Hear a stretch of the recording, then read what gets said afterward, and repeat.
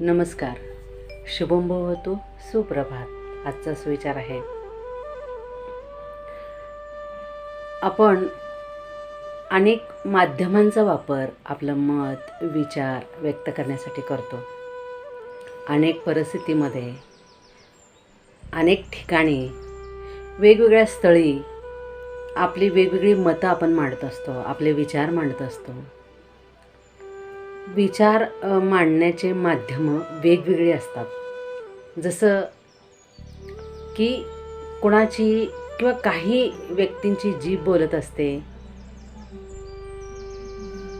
कुणाची नियत बोलत असते, कुणाची वेळ बोलत असते, कुणाचं पद बोलत असतं, कुणाचा पैसा बोलत असतो, कुणाचा अधिकार बोलत असतो, कुणाची प्रतिष्ठा बोलत असते, कुणाची श्रीमंती बोलत असते, कुणाची गरिबी बोलत असते.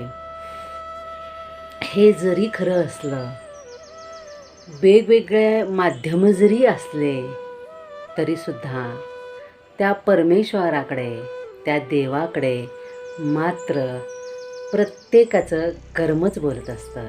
म्हणून आपण जास्तीत जास्त आपल्या कर्मावरती फोकस केलं पाहिजे.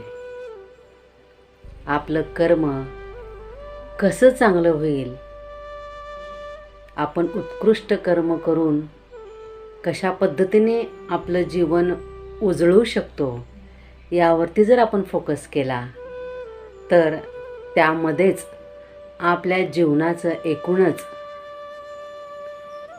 परिपूर्णता किंवा पूर्णत्व त्यात दडलेलं आहे असं मी म्हणेन.